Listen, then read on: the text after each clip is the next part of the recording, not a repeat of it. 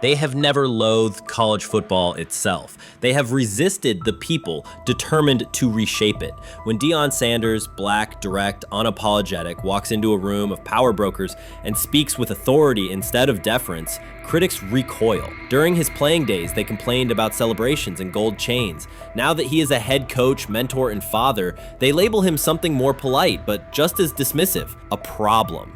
At Big 12 Media Days, Sanders addressed the accelerating chaos of the name, image, likeness market. He said college football needs a salary cap, not to hobble players, but to impose order on a system that showers unproven freshmen with seven-figure promises while the rest of a roster hunts for scraps. He called the situation unsustainable. Within hours, ESPN commentator Paul Feinbaum branded him a hypocrite, arguing that Sanders profited from NIL at Jackson State and now wants rules only because his most marketable athletes have moved on. The accusation spread quickly because it fit a comfortable storyline. Outspoken black coach gains from change, then protests when the advantage disappears. That framing ignores context. Sanders never criticized players earning money. At Jackson State, he urged corporate sponsors to partner with athletes who had been invisible to major brands for decades. What he wants now is stability, standardized guidelines, basic financial literacy, and roster balance that prevents locker rooms from fracturing over uneven payouts. When other coaches, Nick Saban, Dabo Swinney, Lane Kiffin, voiced similar concerns, they were praised for foresight. When Sanders spoke,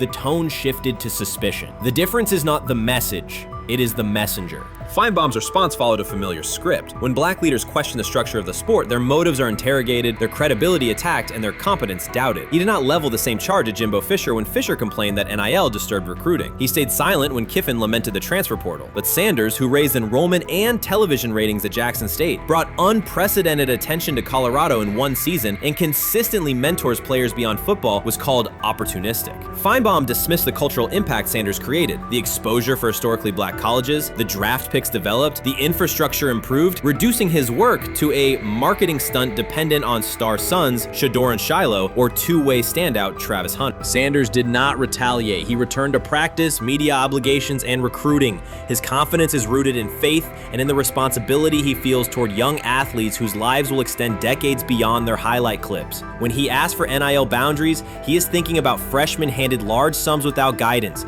families unprepared for sudden wealth, and programs that abandon kids once production stalls. He has watched that cycle from the inside. He wants protections, not restrictions. Critics predicted Colorado would fade once Shedeur and Hunter leave. Instead, Sanders signed blue-chip quarterback G.J. Lewis and a wave of transfers eager to join a program that values personal growth as much as on-field wins. Recruits see a coach who challenges the status quo, who places black culture at the program's center without apology, and who will remain visible when social media buzz cools. They recognize that Sanders does not chase attention. Attention follows his results. Media outlets reduced the upcoming Buffaloes season to a win total prop. 6 victories, give or take. Sanders is playing a longer game. He wants to show young athletes, especially black athletes, that they can lead authentically, speak with conviction, and refuse to shrink for access. Success measured only by the scoreboard misses the point. If Sanders builds men who graduate with financial literacy, self-confidence, and community awareness, he will consider the mission successful, even if Colorado finishes with 5 wins instead of 10.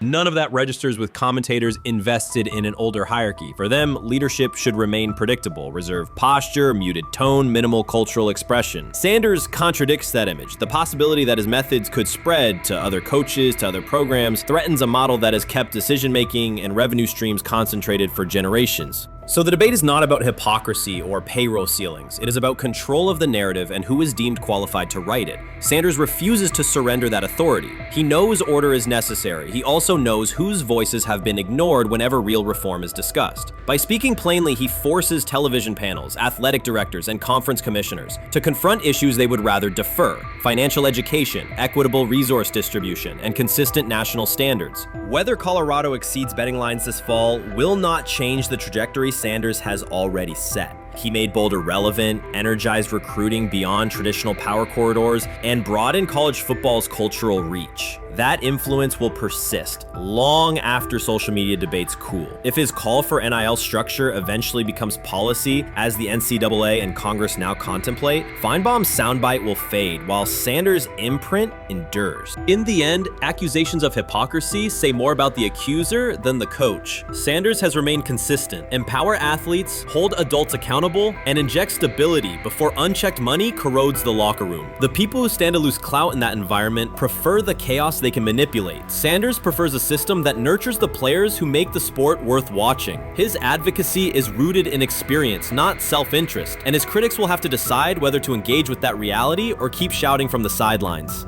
They say training camp decides depth charts, but Shedeur Sanders began fighting for his job long before he will step inside the Browns facility. While most first-year players squeezed in one last vacation, he slipped onto a private field in Texas, strapped on Cleveland's helmet and shoulder pads, pulled a fresh number 2 jersey over his chest, and started rifling timing routes as if it were the opening drive of week 1. No cameras, no hype track, no product placement, just sweat, cadence, and ball placement. A rookie does not rehearse in full game gear unless he already envisions himself commanding the huddle. Plenty of observers shrug that clip off. They insist the 5th rounder, quote, isn't ready, cling to depth chart conventions, or whisper that the name across his shoulders did most of the talking on draft day. Maybe it is the Deion connection, maybe it is a preference for prospects who blend quietly into the background, or maybe the league's gatekeepers fear the possibility that the kid is better than the quarterbacks they have spent months promoting. Whatever the motive, the countdown has started, and video rarely lies. Shedeur Sanders is not preparing to arrive. He is preparing to lead. Footage of a 22-year-old quarterback running live reps in July should dominate highlight loops, but it barely registers on national outlets. Why? It ruins the tidy narrative. The easy storyline paints Shedeur as a pampered legacy prospect banking on his father's fame. Yet the tape shows something different. A rookie drenched in afternoon heat, drilling footwork, calling protections, and imagining cover 2 rotation before the first official meeting ever takes place. Elite mental prep looks boring on social feeds. It looks devastating when the season starts. Walk into Cleveland's quarterback room and you step into politics, not simply competition. Joe Flacco, a Super Bowl MVP in decline, carries institutional trust. Kenny Pickett, rescued from Pittsburgh's reset, carries hometown intrigue. Dylan Gabriel, the 3rd-round system fit, carries draft capital the staff must justify. And then there's Shedeur, the lightning rod whose presence alone spotlights every bias in the evaluation process. Coaches frame it neatly. Rookies must wait their turn. The truth is less polite. Practice snaps are currency. Perception is elastic, and early allocations already favor Pickett and Flacco. It is the oldest playbook in the league. Lock vets into the headline roles before pads even crack. Then let repetition shape reality.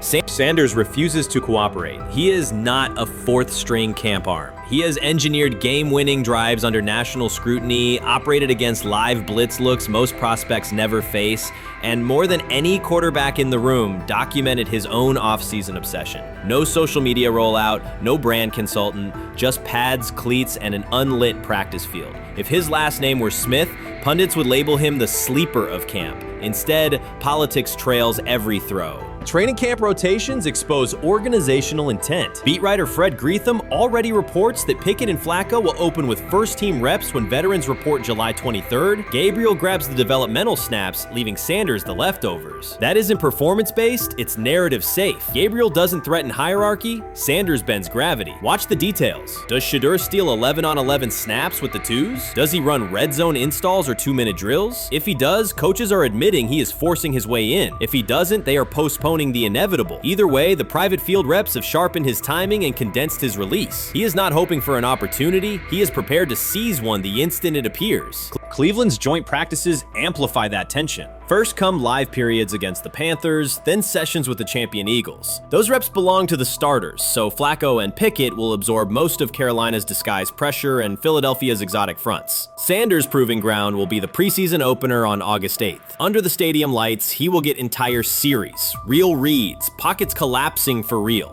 If his command mirrors the footage from Texas, coaches will have to answer why he never saw earlier work. Reps are scarce. 10 padded practices separate veteran arrival from game 1. Even an even split, something that never happens, would hardly suffice. Instead, the staff will funnel snaps toward the comfortable choices. That strategy can bury a rookie, but it can also spark an eruption when limited opportunities turn into highlight drives. One flawless touchdown march in the second half of a preseason game, and the dog pound will chant his name. Then the staff's narrative control evaporates. Criticism of Sanders has never matched the scrutiny applied to his peers. Analysts nitpick a ball pat, a foot angle, a pump fake, Pickett's inconsistency, Flacco's diminishing velocity, Gabriel's college system crutches. Discuss politely, if at all. With Shedeur, the critiques arrive as coded doubts. Does he rely on the family brand?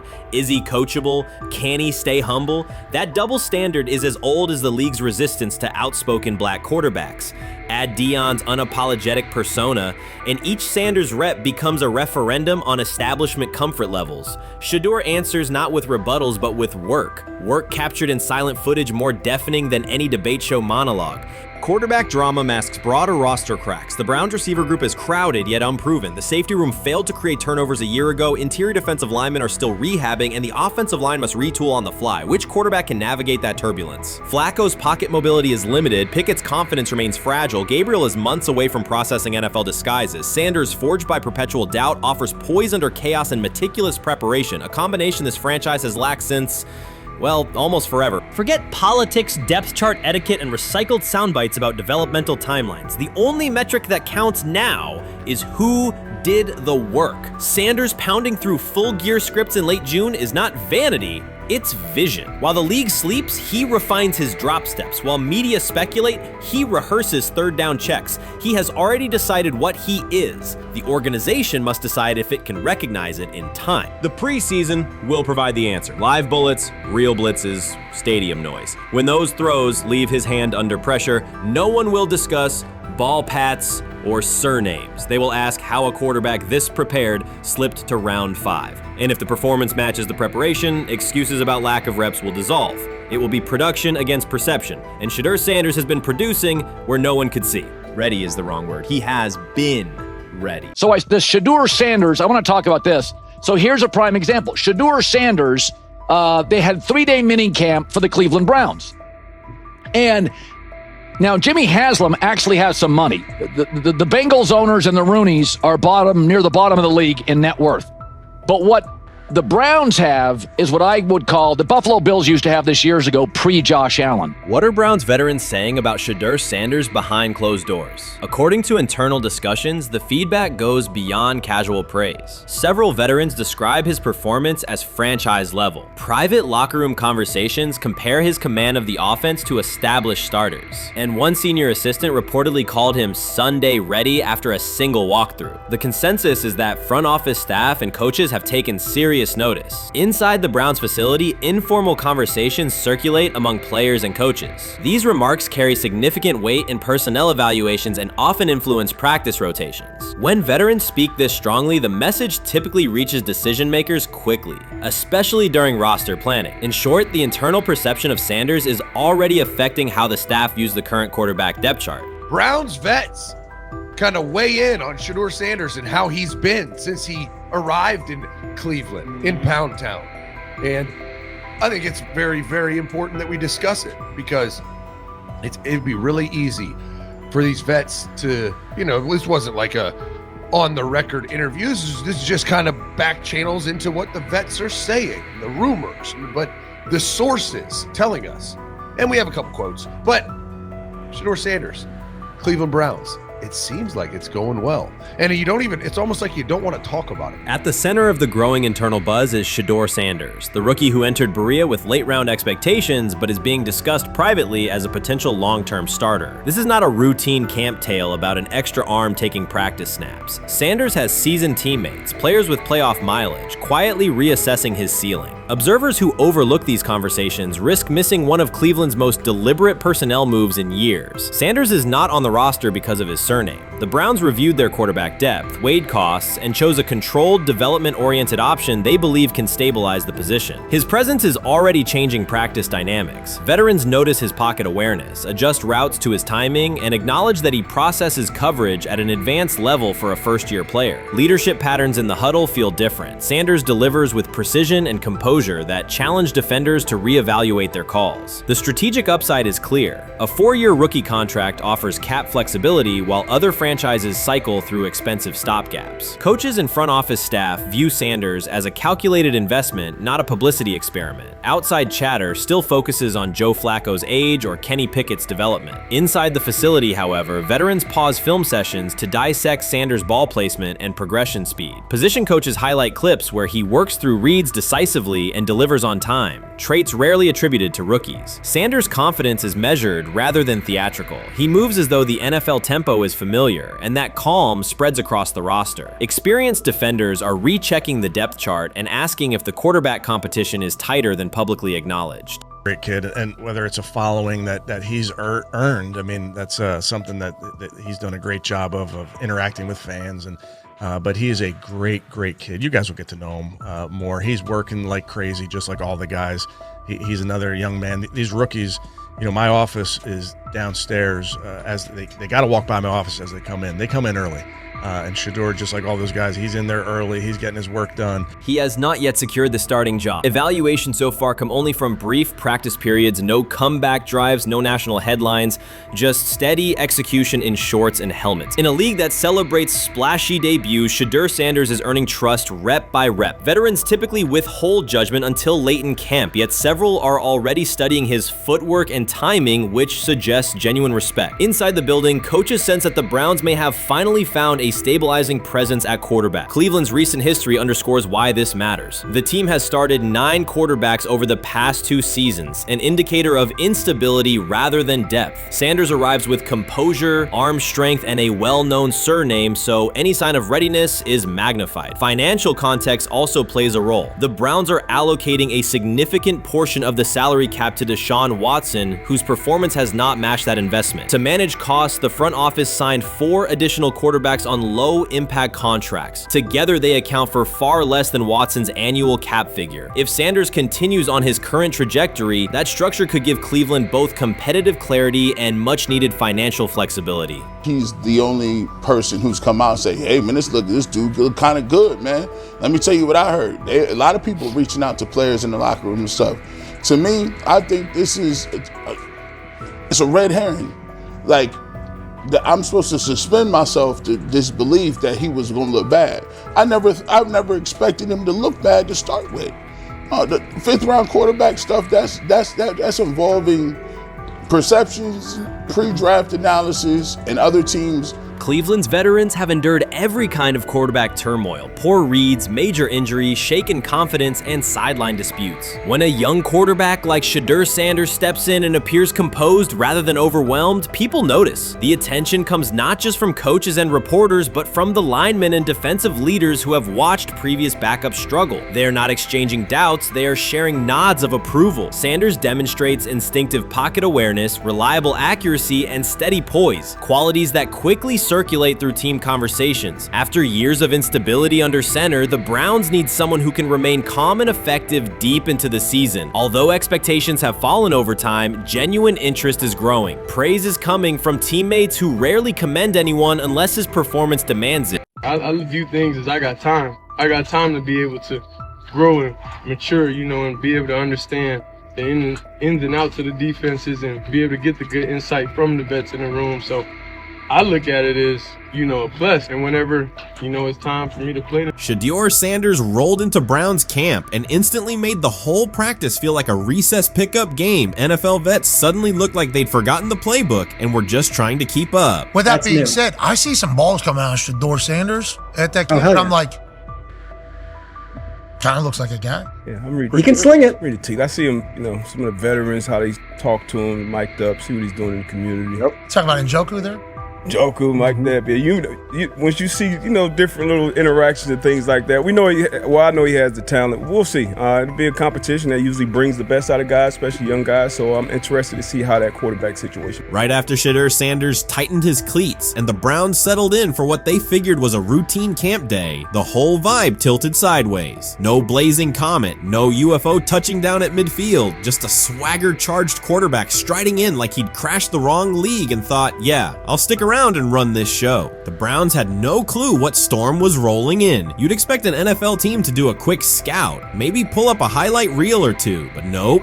They greeted Shedeur with a shrug, only to watch him seize the field on snap 1 and run the whole operation like a seasoned pro. First and foremost, he's been the best quarterback in camp. Now look, Joe Flacco ain't had many opportunities. There was a whole day I saw he didn't throw the ball at all. Here's my theory on the situation. They already know who's starting in the number 2 is. They already know. Joe Flacco and Shedeur Sanders is already locked up. You're missing the boat, people. You're missing the boat.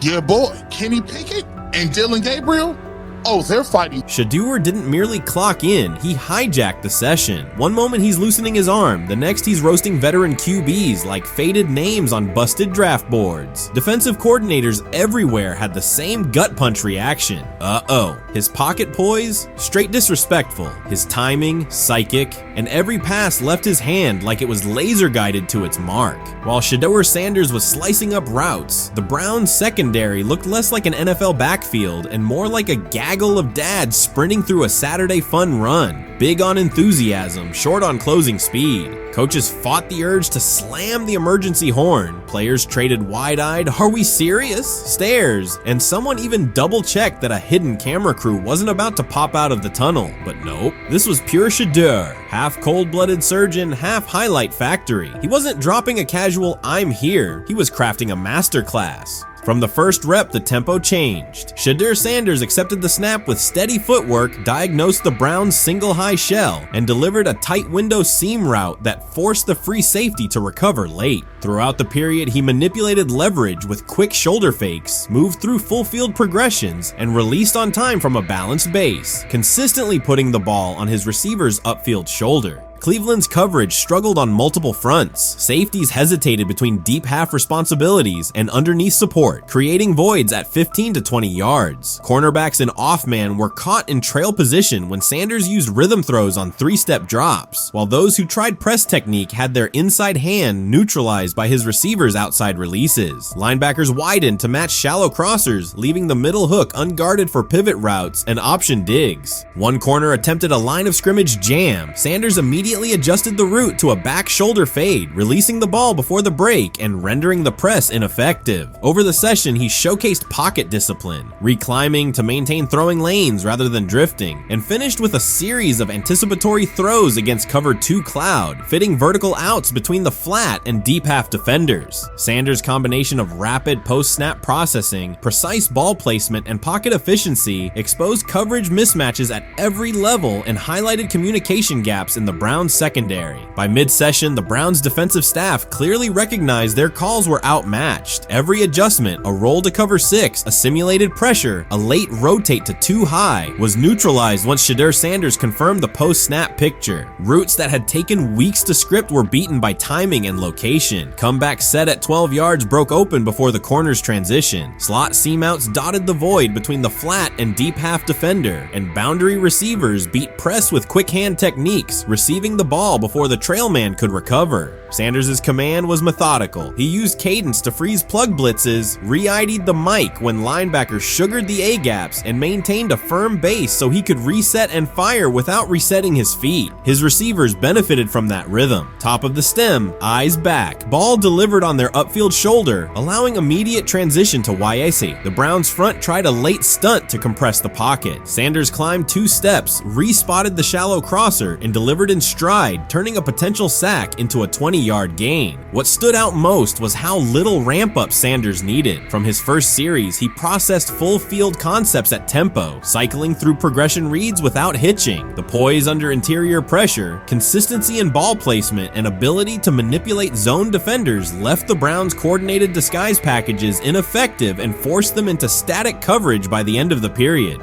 In short, Sanders' efficient mechanics, rapid processing, and anticipatory accuracy rendered Cleveland's defensive game plan ineffective at every level, from pre-snap disguise to post-snap spacing. Imagine there's many people that think Dylan Gabriel's a better quarterback than Shedeur Sanders. I don't care where they were drafted. And if the Browns are the one team that thinks that, then I'm going to suspect it's not true. They don't know what. Listen, I've been on every quarterback evaluation for 30 years. Right. I never root against anybody. Yeah. But I'd be surprised if Dylan Gabriel's ever a legitimate starting quarterback for the Cleveland Browns. I'd be surprised. I just don't think.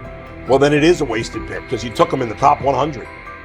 Yeah, but potentially. Yeah. may get away with it because of Shedeur. An edge rusher chirped at Shedeur Sanders between snaps, hoping to shake his rhythm. On the very next play, Sanders answered with a 30-yard laser, a deep dig from the boundary side that split the single high safety and the trailing corner. He hit the top of a 5-step drop, kept a firm base, and delivered on time to the receiver's outside shoulder, turning what should have been a routine rep into a sudden change explosive. From that moment on, every coverage wrinkle the Browns tried, rotating from cover 3 to quarter half, flashing a Tampa 2 shell, mugging both A-gaps, was met with a precise counter. When corners pressed, Sanders adjusted the route to a back shoulder fade. When safeties widened, he checked to a glance post. When linebackers bailed, he found the running back on a delayed option out of the backfield. Even late simulated pressures couldn't move him off his spot. He simply climbed, reset his feet, and fired. As Cleveland's defenders rotated through checks, Sanders manipulated them with cadence and eye discipline. He froze weak side safeties long enough to create intermediate windows, then feathered the ball into those lanes before help could arrive. When the Browns finally dropped 7 and matched every route, Sanders tucked the ball and converted 2 separate 3rd and 6 situations on the ground, reminding everyone that his mobility is as calculated as his arm. By the end of the session, the defensive coordinator's call sheet looked obsolete. Sanders had neutralized blitz looks, exposed spacing issues in zone, and forced the unit into static base coverage just to survive the period. It wasn't a camp drill anymore. It was a clinic on timing, processing speed, and controlled aggression, delivered snap after snap by a quarterback who never needed a warm-up lap to own the field. They never planned on taking him. The problem is,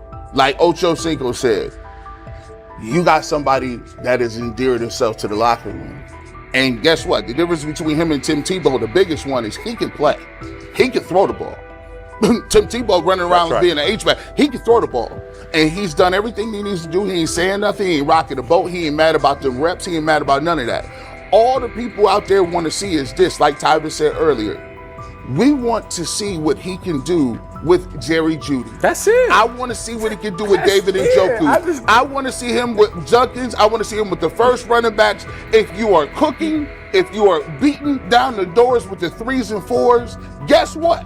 You deserve more. From the first team period on, Cleveland's secondary looked a step slow. A deep third safety hesitated on a post-snap rotation, leaving Shedeur Sanders free to climb the pocket and fire a 22-yard out that arrived before the defender could plant and drive. The supporting cast around him, players fighting for roster spots, not Pro Bowl invites, benefited from his command. Sanders used tempo to control the defensive front, altered protections at the line, and located throwing lanes so quickly that one receiver didn't register the catch until he crossed the goal line. As the Browns tried new personnel groups, coverage busts multiplied. Starters slipped out for hamstring stretches while rookies rotated in, only to find the ball arriving on their blind side before they'd completed a midpoint squeeze. On a later 3rd and long, Cleveland finally closed the interior rush lanes, compressing the pocket with 3 defenders. Sanders pivoted through the traffic, stepped into a narrow escape window, and, without resetting his shoulders, whipped a no-look pass to the boundary curl for a fresh set of downs. The throw turned a potential sack into an explosive play and left the coaching staff scrambling for answers. The people who are fascinated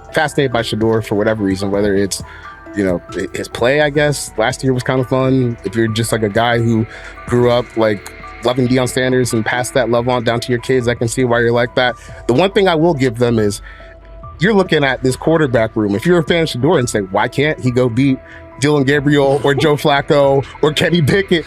So I do understand that part of it, right? Because why not? Why couldn't he be a Brown starter in October or November? That looks like a quarterback room where everyone will get a chance to start.